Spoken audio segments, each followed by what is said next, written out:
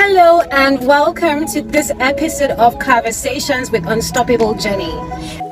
If this is the first time you're coming across an episode of Conversations is basically me, myself, and sometimes an extra passenger having conversations in the car about everything and anything.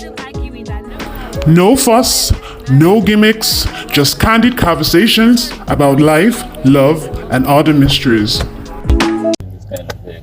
Hello and welcome to another episode of Conversations with Unstoppable Jennie. Long time no see ya. How you all doing? So on this edition, this is called the car trip edition. As you can see, I have my young man here with me. His name is Alexander Enaya.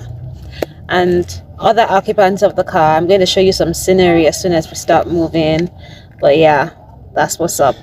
So this edition is going to drop on the 17th of June, which is my birthday. Yay, I'm a year older.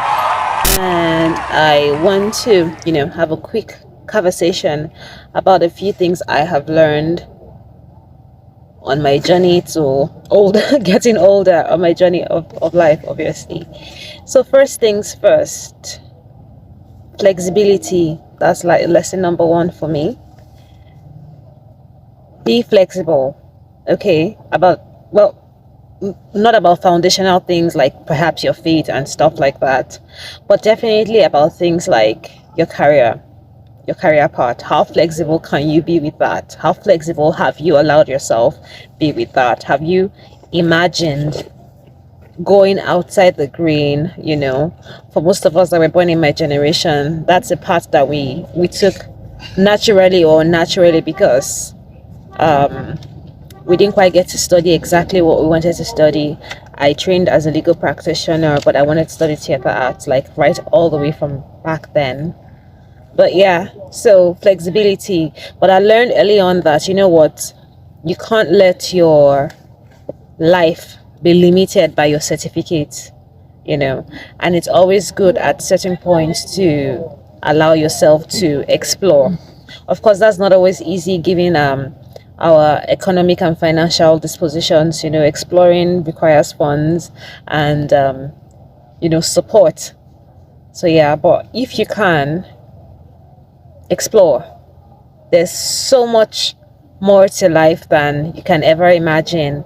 So that's lesson number one for me. Flexibility.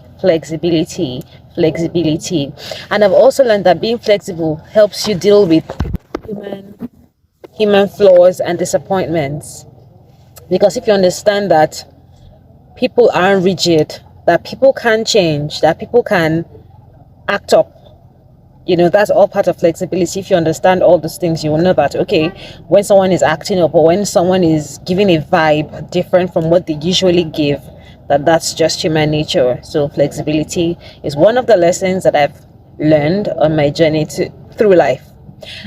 Second journey is, of course, foundation. What is at the core of your personality? What is the one thing that, regardless of whatever happens around you, what's the core thing about you that can't change or you can't give up anything for? Is it family? Are you the person that will never give up anything that negates your family? Is that your core thing? What is at the core of your personality? What is your one foundational truth that no matter what happens, no matter who you are, no matter where you go, no matter the people you interact with, that one thing about you will never change? You can change your hairstyle, you can change the way you do your nails, you can change your friends, you can change your job, you can change your cars, you can change you can change the church you attend. But what is the one core thing about you that never changes? For me, it's faith. It's my faith in Jesus. That's my core personality.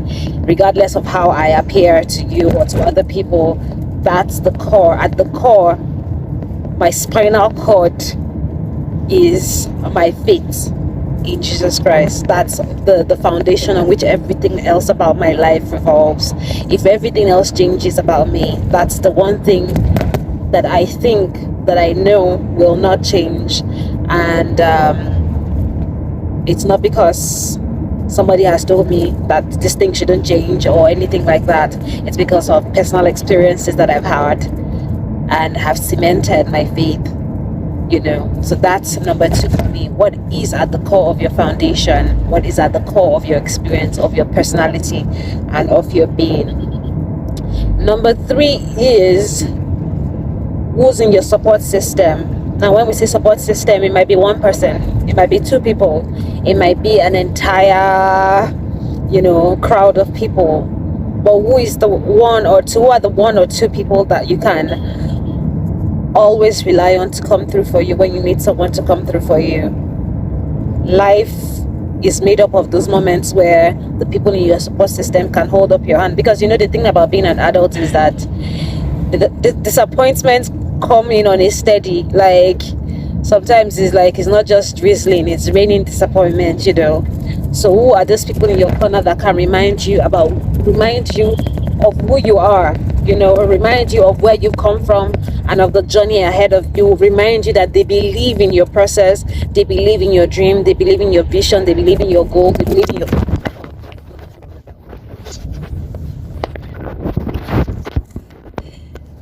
Okay, who are the people around you that will remind you that they believe in your goal, in your struggle, in your vision, in the path that you are taking, even when everybody else doesn't see the process or doesn't understand the process.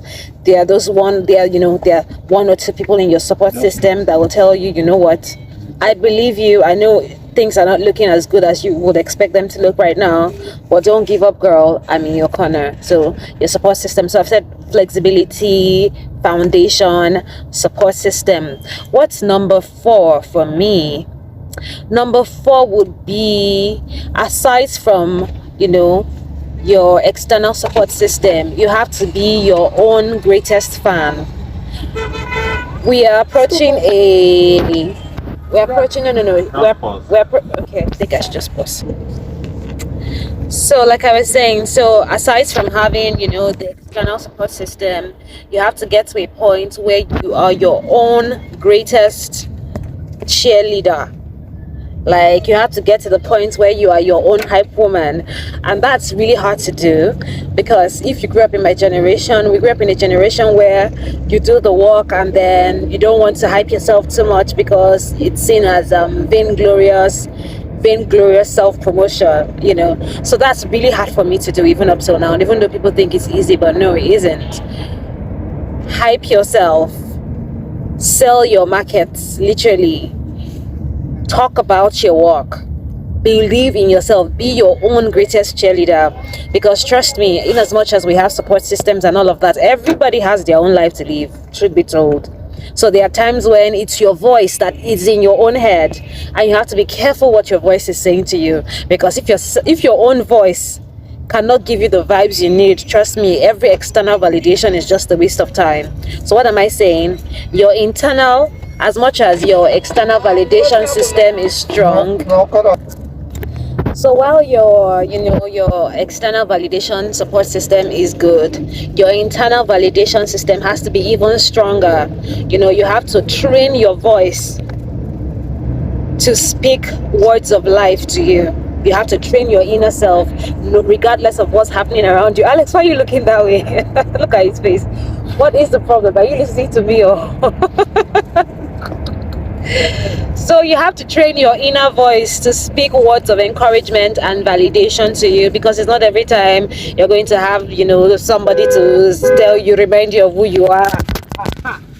So it's not every time that you're going to find someone to say, oh, Jennifer, you're doing good, you're doing great. Your internal validation system has to be louder, even stronger. It has to be primed at all times to speak words of life to you. And where are the words of life coming from? It's not motivational speaking. I mean, that can help for 1 day or 2 days. But for me, my motivational speaking is taken directly from God's word. So when I tell you that I'm unstoppable Jennie and I'm God's masterpiece, I'm not motivational speaking. I'm telling you what my Father says about me and what I believe. So finally, for me, number 5 would be joy. Really, finding the silver lining in every gray cloud. That's a big deal for me. Finding a reason to smile, to be happy even when the circumstances around me are telling me otherwise. I recently discovered a new song. Well, it's not so new, but for me it was new. It goes like this: I've still got joy in chaos. I've got peace that makes no sense. I won't be going under, no. I'm not held by my own strength, 'cause I'll put my faith in Jesus. He's never let me down. He's faithful through every season. So why would he fail now? He won't. So yes, I've still got joy. No matter what's happening around me, no matter, I mean, it's not easy, and I'm not saying that the joy is from me, because we know that God is the source of joy and God is the source of hope. But personally, I make a choice to choose joy as often as possible, as often as the situation calls for it. I make a choice to choose joy, and I realize that as long as there is life, as long as we have life, life is the one thing that you can't replace. So is there life? Are we alive? If there's life, then everything else is replaceable.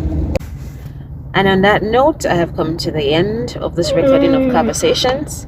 I said 5 things that have, been the hallmark of my personality as I've grown older: flexibility, foundation, support system, internal validation, and joy. Anyways, thank you so much for listening to this episode of Conversations. Don't forget to comment, subscribe, share, and wish me a happy birthday. Ciao.